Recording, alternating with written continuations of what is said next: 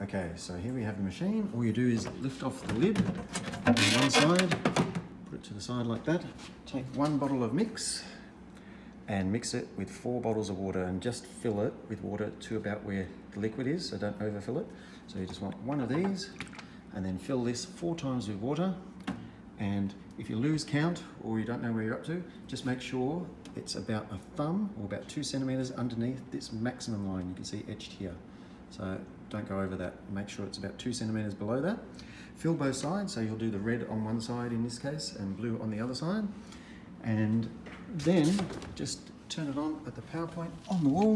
And you can see both sides turning. Turn it on at least 45 minutes before you want to use it. Probably takes about 45 to 90 minutes to freeze on an average day, depending on the ambient temperature. Must be used inside, otherwise it won't freeze up. And it needs a power point, so and something sturdy to put it on, hence we have it here in this case. And then when one side's finished, you can individually turn off one side.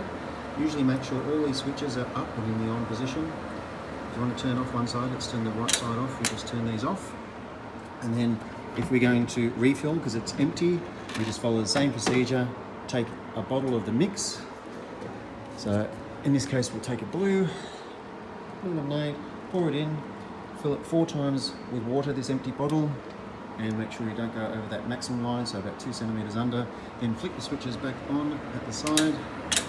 Listen for that click, and it'll freeze up another batch in about half the amount of time.